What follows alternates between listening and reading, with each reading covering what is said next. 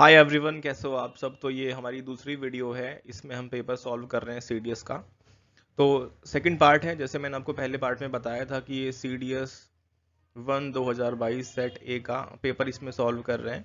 और जिससे आपको आसानी रहे, तो जिस तरीके से, जिस सीक्वेंस में पेपर पूछा गया था, जिस जैसे क्वेश्चन आए थे, उसी तरीके से हम इसको कर रहे हैं। तो ये हमारी सेकंड वीडियो है।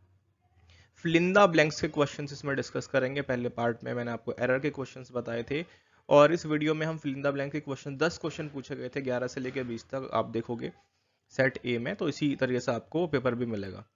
ठीक है, तो आगे बढ़ते हैं, फिलिंदा ब्लैंक के क्वेश्चंस करते हैं। और आखिरी में मैं इसमें कुछ टिप्स भी आपसे डिस्कस करने वाला हूँ कि एग्जाम में आपको अगर फिलर के क्वेश्चन करने हैं, चाहे आप किसी भी एग्जाम की तैयारी कर रहे हैं, तो आपको कैसे इसमें मास्टरी करनी है, कौन कौन से रूल्स हैं। राइट, चलो तो इसको शुरू करते हैं। Welcome to Pace. और ये क्लासेस स्पेशली तो सीडीएस के लिए डिज़ाइन की गई, क्योंकि वही पेपर है ये। लेकिन अगर आप किसी और एग्जाम की तैयारी कर रहे हैं जिसमें ये पेपर कॉमन है, तो आपको हेल्प मिलने वाली है इन वीडियो से। तो ये हम पेपर सॉल्व कर रहे हैं, तो 10 तक के क्वेश्चन मैंने पहली वीडियो में कवर करे थे। तो ये हमारा 11वां क्वेश्चन है, इस वीडियो का पहला क्वेश्चन है। चलिए इसको सॉल्व करते हैं।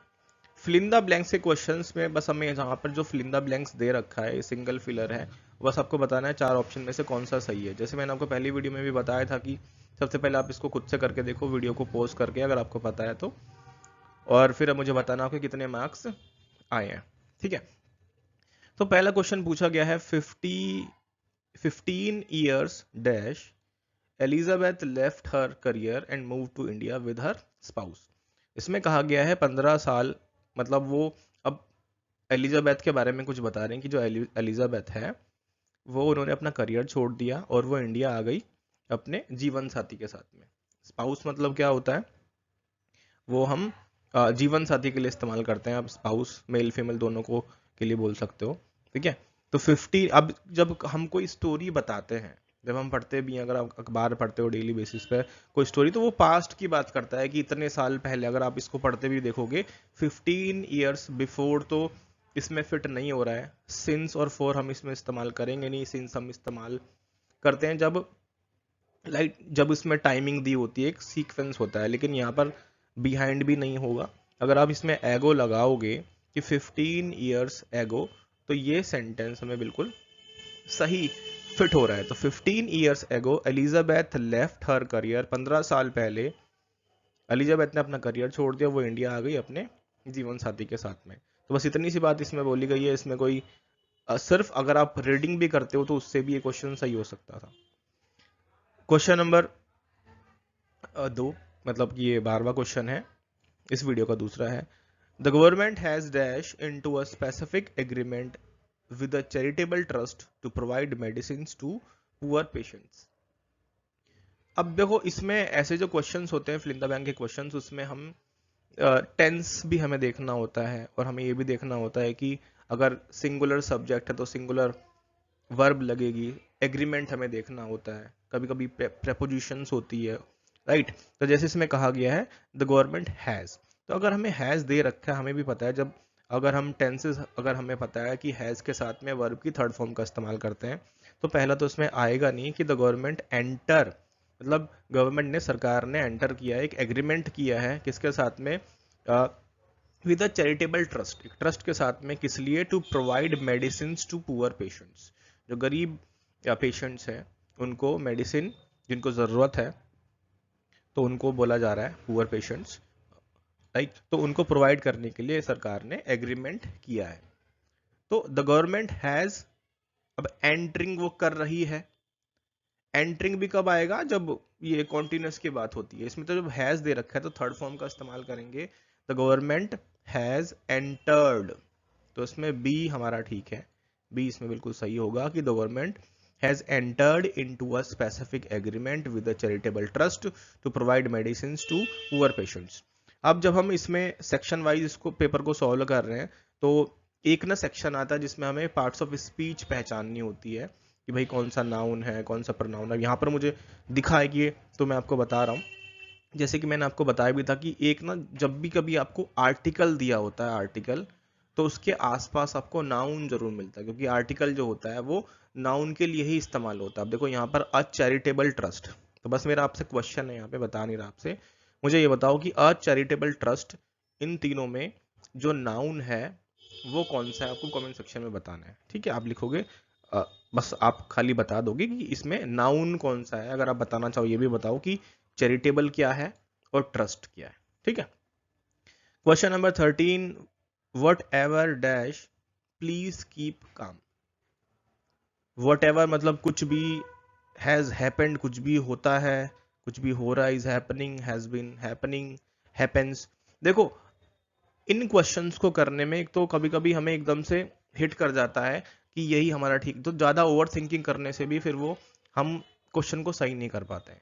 एक बार पूरा सेंटेंस को पढ़ो, राइट। जैसे कि वट एवर हैपेंस, अगर मैं देखूं वट एवर हैपेंस, कुछ भी अगर होता है, कुछ भी होता है, तो एक सिचुएशन दी गई है कि कुछ भी what ever happens, has happened तो नहीं होगा कि हो कुछ भी होता है, मतलब बेसिकली वो एक वो बताना चाह रहे हैं कोई सिचुएशन अगर ऐसी आती है कि कुछ भी होता है, वट एवर हैपेंस, कभी भी, तो प्लीज कीप डाउन, शांत रहना, राइट। तो इसमें मतलब वो एक रियल सिचुएशन की वो बात कर रहे हैं और वो प्रेजेंट की ही यहाँ पे सिचुएशन बनेगी, प्रेजेंट इंडेफिनिट। तो वट एवर हैपेंस, कुछ भी होता है, प्लीज कीप काउंट।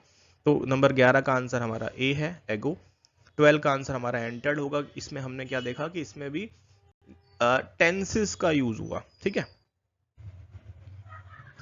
अब क्वेश्चन नंबर 14 देखते हैं कि इसमें क्या ठीक होगा। इसमें क्या पूछा गया है कि डैश रोड वी टेक, यहाँ पे हमें भरना है इन चारों में से, dash road we take we shall be late. तो ये एक सिचुएशन की बात कर रहे हैं कि हम कोई भी रास्ता अगर लेते हैं तो हम लेट होने वाले हैं, वी शैल बी लेट। तो एक चॉइस की बात होती है, तो चॉइस के लिए हम वॉट तो इस्तेमाल करते नहीं है, वॉट एवर, मतलब वॉट तो मतलब क्या होता है कि क्या ले रहे हैं। तो कोई भी रास्ता है, 2-3 रास्ते, जैसे कि उनको हॉस्पिटल पहुंचना है, ऑफिस पहुंचना है, स्कूल पहुंचना है किसी को, तो वो बात कर रहे हैं कि 3-4 रास्ते हैं, किसी भी शॉर्टकट रास्ते से जाते हैं तो हम लेट ही होने वाले हैं। तो हम विच का इस्तेमाल करते हैं, लेकिन यहाँ पे सिचुएशन में हम क्या करेंगे, विच एवर इस्तेमाल करेंगे कि कोई भी रास्ता अगर हम ले रहे हैं। तो ऐसे में जब कभी ऐसे फिलर्स के क्वेश्चन हम करते हैं तो सबसे पहले खुद भी एज्यूम कर लिया करो और फिर ऑप्शंस को देखा करो क्या उसमें वो है। तो कभी कभी ऐसे भी सही हो जाता है, ज्यादा सोचने से, ओवर थिंक करने से भी क्वेश्चन हम मतलब टाइम भी ज्यादा लगता है और गलत हो जाता है। द न्यूज, क्वेश्चन नंबर 15 देखते हैं, the news is dash good to be true. देखो न्यूज, अब अभी इस पर आएंगे हम। इसमें जो न्यूज है वो एक नाउन है, और मैंने आपको बताया था कि जब भी कभी आर्टिकल होता है तो उसके आसपास आपको नाउन जरूर मिलेगा। तो द न्यूज, और ये न्यूज जो है वो एक सिंगुलर नाउन है, इसलिए यहाँ पे इज का इस्तेमाल है। मैंने आपको एक रूल भी बता रखा है नाउन के चैप्टर में कि जैसे कि कुछ ऐसे नाउन्स होते हैं जो दिखने में प्लूरल होते हैं लेकिन वो सिंगुलर होते हैं। दिखने में कैसे होते हैं प्लूरल, लेकिन उनका यूज होता है सिंगुलर, जैसे न्यूज, इनिंग्स, मैथमेटिक्स, फिजिक्स, ये सब क्या है, ये दिखने में, आप इसकी स्पेलिंग देखोगे तो उसमें एस लगा है, तो इनके बाद में सिंगुलर वर्ब का इस्तेमाल हम करते हैं, राइट। तो देखो टेंसेस भी देखने पड़ रहे हैं हमें, जैसे हैज है तो थर्ड फॉर्म का इस्तेमाल किया, नाउन भी इसमें बीच में आ रहा है, और सबसे ज्यादा वर्ब कि अगर हमें सिंगुलर नाउन दिया है तो सिंगुलर वर्ब लगेगी। तो एग्रीमेंट का चैप्टर भी हमारे लिए जरूरी हो जाता है। तो द न्यूज इज डैश, तो द न्यूज इज क्या आएगा, देखो एक इसमें अगर सो तो लगा नहीं सकते तो सो के साथ में तो दैट लगता है। यहाँ पे very, the news is very good to be true. तो एक ना एक सीक्वेंस होता है, the news is too good, तो टू के साथ टू का कॉम्बिनेशन होता है, टू के साथ टू, सो के साथ दैट लगता है। तो the news is too good to be true, तो उसमें यहां पर टू इस्तेमाल होगा। ठीक है, चलो आगे बढ़ते हैं। Question number 16, there is nothing dash than a busy life. देखो ये अगर हम देखें तो इन सब में हमें एडजेक्टिव दे रखा है, गुड, इजियर, बेस्ट, बेटर। तो अगर आपने एडजेक्टिव का चैप्टर पढ़ा हुआ है तो उसमें हम इसको कैसे करेंगे, देयर इज नथिंग, तो यहाँ पे देन दे रखा है। तो जब भी कभी देन आता है हमें पता है डिग्रीज होती हैं, positive degree, comparative degree, superlative degree. तो जो कॉम्परेटिव डिग्री होती है उसमें देन का इस्तेमाल करते हैं। तो गुड तो हमारा क्या है, पॉजिटिव डिग्री, तो ये तो आएगा नहीं, बेस्ट सुपरलेटिव डिग्री है, तो जब सुपरलेटिव डिग्री यूज करते हैं तो हमें द आर्टिकल का इस्तेमाल हमें करना होता है, ठीक है। तो बच्चे हमारे पास बी और डी, तो क्या आंसर आएगा, there is nothing easier than a busy life, या फिर there is nothing better than a busy life. तो यहाँ पे डी सुटेबल वर्ड है, यहाँ पर एक एडजेक्टिव है ये, तो देयर इज नथिंग बेटर। और हमें पता कैसे चला, क्योंकि इसमें देन दे रखा था, इसलिए हमने गुड और बेस्ट को यहाँ से एलिमिनेट कर दिया। तो एलिमिनेशन, हम जब ऐसे क्वेश्चंस को करते हैं तो आप उसमें जो आपको लगता है कि ये तो बिल्कुल होगा ही नहीं, उसको सबसे पहले कट कर दो, तो हमारे पास फिर एक दो बचेंगे, तो उसमें चांसेस ज्यादा रहते हैं ठीक होने के। Question number 17। अब क्वेश्चन नंबर 17 मैं अब रेफरेंस करूंगा आपको, पहली वीडियो में मैंने आपको एक क्वेश्चन कराया था, उसमें बताया था कि if I were principle of the school I would abolish all the examinations. तो इस तरह से क्वेश्चन था, मैंने बताया था कि ये हाइपोथेटिकल केस होता है, और उसमें हमेशा जब हम ऐसा सोचते हैं, ख्याली बातें सोचते हैं, अगर काश में सुपरमैन होता, काश में प्रिंसिपल होता, तो उसमें भी ये कहा गया है कि आई विश, इसमें भी बिल्कुल वैसा ही बनेगा। तो आप इसमें डायरेक्ट आंसर क्या करोगे, I wish I were young again, कि मैं काश, आई विश में ऐसा सोचता हूँ कि मैं दोबारा से जवान हो जाऊं, यंग अगेन। तो I wish I were young again. तो मैंने बताया था कि आई के साथ में हमेशा वर का इस्तेमाल करते हैं।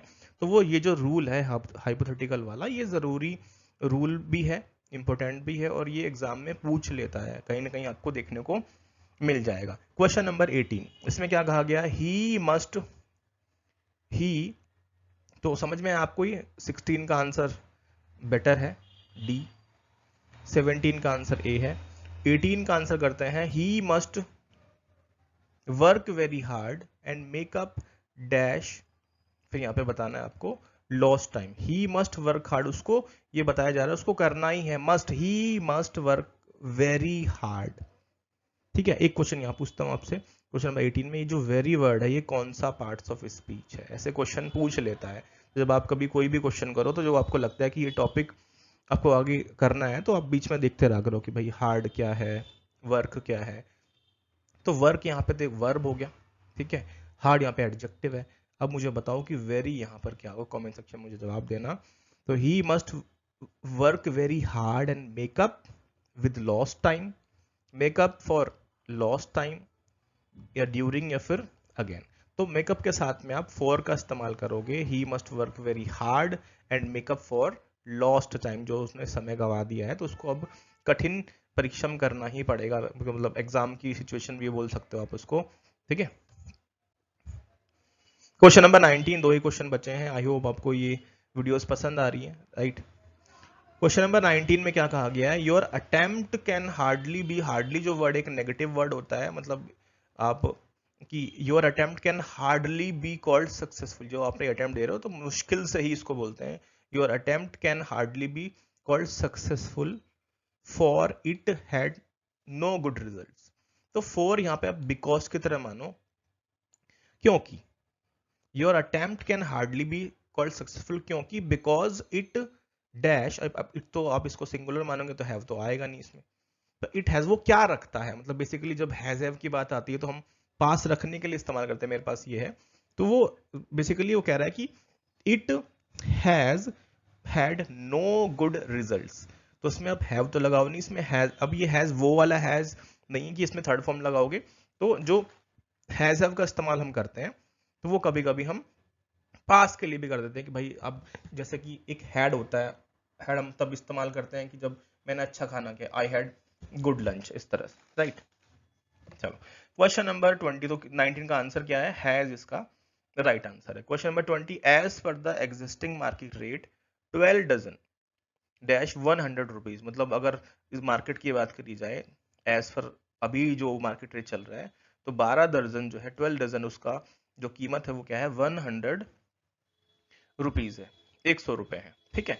तो प्लूरल की बात हो रही है, प्लूरल की बात हो रही है, और ये रियल सिचुएशन की बात हो रही है, तो मतलब प्रेजेंट इंडेफिनिट की बात हो रही है। तो जब प्रेजेंट इंडेफिनिट की बात होगी, तो यहाँ पे आप उसमें एस तो लगाओगे नहीं, आपको भी पता है प्लूरल के लिए वर्ब में हम एस और एस का यूज नहीं करते हैं। कॉस्टिंग भी नहीं होगा, यहाँ पे हम खाली बी की इतना प्राइस है, 12 dozen cost 100 rupees, is costing नहीं, सिर्फ यहाँ पे हम ये कोस्ट लगाएंगे। आपको पता है भाई ये प्लूरल है, तो फिर हमने अगर ये सिंगुलर होता तब हम इसमें फिर एस का इस्तेमाल करते वर्ब में। आपको पता है प्रेजेंट इंडेफिनिट में हम सिंगुलर के लिए वर्ब में ईएस और एस का यूज करते हैं। ठीक है, तो आगे बढ़ते हैं। अब यहाँ पर देखो हमने 20 क्वेश्चन कर लिए, 2 वीडियो भी हमने आपने देख ली होंगी अगर आप इसमें यहाँ तक पहुंच गए हो। ठीक है, तो पहले पार्ट में मैंने आपको 10 क्वेश्चन कराए थे, जैसे एग्जाम में पूछे गए थे 10 क्वेश्चन थे, उसमें मैं आपको बीच बीच में सजेशन देता रहता हूँ। मतलब प्रीवियस ईयर क्वेश्चन पेपर करने का मतलब क्या है, मतलब एक तो आपको पैटर्न का पता चल रहा है, आपको ये पता चल रहा है एग्जाम में क्वेश्चन कैसे पूछे जाते हैं, हमें अगर आपको एग्जाम देना है तो इस लेवल के क्वेश्चन आपको तैयार करने पड़ेंगे। अब देखो एक बार देखते हैं कि अब आपने अभी इतने सारे क्वेश्चन करे, 10 क्वेश्चन कर लिए फिल इन द ब्लैंक्स के क्वेश्चन, तो आपने देखा उसमें कैसे करें उसको। सबसे पहले तो पूरा सेंटेंस पढ़ लो, read the entire sentence to understand the context, की वो किस बारे में बात कर रहा है भाई, हम उसमें अभी तो रूल कोई लगाएंगे। ठीक है, पूरा सेंटेंस पढ़ना है आपको। फिर कोई ग्रामर का रूल तो नहीं है, आइडेंटिफाई करो नाउन कहाँ है, वर्ब कहाँ है, एडजेक्टिव क्या है। जैसे एक क्वेश्चन आया था जिसमें हम देन दे रखा था, तो मुझे पता चला देन दिया है तो वहां पर कौन सी डिग्री लगेगी, कॉम्परेटिव डिग्री लगी।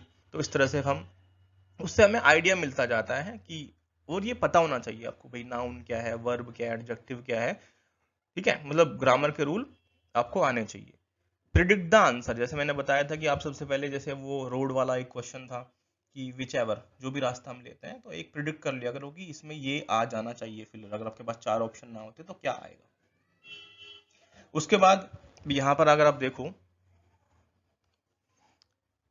लुक फॉर कॉन्टेक्स्ट क्लूज, जैसे टोन देखो, सब्जेक्ट देखो, कीवर्ड्स देखो वहां पे, मतलब वो कोई नेगेटिव, जैसे वहां पे हार्डली वाला क्वेश्चन था। ठीक है, कि ये अटेम्प्ट आपका सक्सेसफुल नहीं माना जाएगा। तो ऐसे मतलब मेन चीज तो देखो प्रैक्टिस से पता चलेगा, जब आप जितना ज्यादा प्रैक्टिस करोगे इन क्वेश्चंस की। ठीक है, और सबसे पहले तो एक आपको पता है कि एग्जाम में ये आपको फिल इन द ब्लैंक्स के क्वेश्चंस भी करने हैं, कॉम्प्रिहेंशन नहीं करना है, एरर के क्वेश्चन करने हैं, PQRS करने हैं। तो सबसे पहले आप ना प्रैक्टिस, अब ऐसा तो नहीं ग्रामर ज्यादा पढ़ ली, PQRS ज्यादा कर लिए तो उस पर भी नहीं, तो हर टॉपिक को आप सफिशिएंट टाइम दो और उसको ज्यादा दो जो आपको कम आता है, जिसमें कम नंबर आ रहे हैं। ठीक है, उसके बाद आप देखो यहाँ पे नोटिस कंजंक्शंस, ट्रांजिशन वर्ड्स जैसे बट हो गया, बिकॉज हो गया, ऑल्दो हो गया, इन सब का भी ध्यान, अभी मैं पूरा डीपली नहीं जा रहा हूँ, सिर्फ बता रहा हूँ कि हमें इन बातों का ध्यान रखना होता है। आप तुरंत 4 ऑप्शन मत देखने लग जाओ, बट बिकॉज ऑल्दो। अब ये क्यों बता रहा हूँ, जैसे कि कंजंक्शन हम पढ़ते हैं, ठीक है, तो वहां पे भी बहुत सारे रूल्स हैं कि बट कब लगेगा, जैसे हार्डली, स्कार्सली, इनके साथ लाइक क्या हम क्या यूज करते हैं, वैन यूज करते हैं या फिर देन यूज करते हैं, वहां पे मैंने अच्छे से बता रखा है आपको। ठीक है, आगे बढ़ते हैं। Check all collocations and phrases, भाई कोई ऐसी, कभी कभी ऐसा भी होता है कि कोई ऐसा फ्रेज आ गया, कोई ईडियम आ गया जो बिल्कुल सही है, आप उसको चेंज नहीं कर सकते, तो वो तो डायरेक्टली पूरा फ्रेज आपको फिर मतलब उसके साथ जाना पड़ेगा। एलिमिनेट कर दो 4 ऑप्शन में से, कुछ तो आपको लगता है कि ये तो बिल्कुल होगा ही नहीं, सबसे पहले उसी को ही आप एलिमिनेशन में डाल दो। Eliminate incorrect options that don't fit grammatically और लॉजिकली, कैसे भी फिट नहीं हो रहे हैं, तो जिससे आपको आपके चांसेस ज्यादा रहते हैं कि क्वेश्चन ठीक होगा। ठीक है, टेंस भी जरूरी है भाई, कौन सा एग्रीमेंट, जैसे मैंने बोला तो एक चैप्टर है, अच्छे से पढ़ लो, सिंगुलर प्लूरल देखना होता है। कभी कभी ऐसा भी होता है पास्ट है प्रेजेंट की बात हो रही है, जैसे वो सबसे पहला क्वेश्चन था, तो पास्ट की बात हो रही है तो एगो ही आएगा उस वाले क्वेश्चन में, इस तरह से। ठीक है, और ट्रस्ट योर इंस्टिंक्ट, जैसे आपको लगता है कि हाँ इसी ये सही लग रहा है, तो ज्यादा सोचोगे तो फिर वो गलत ही हो जाएगा। लेकिन ये है कि आपका आंसर, इसमें ज्यादा समय नहीं लगना चाहिए इन क्वेश्चंस में। ठीक है, तो आई होप आपको ये सजेशन, तो सबसे मेन तो प्रैक्टिस ही होता है कि रिवाइज रिपीट बस यही करते रहो।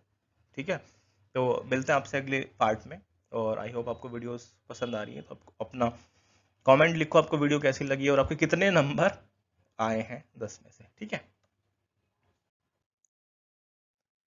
चलो ठीक है, मिलते हैं।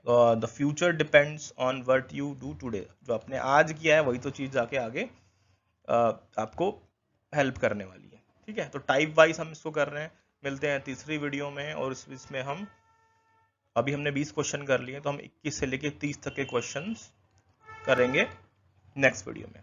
ओके, इसी तरह से पढ़ते रहिए। गुड बाय, जय हिंद।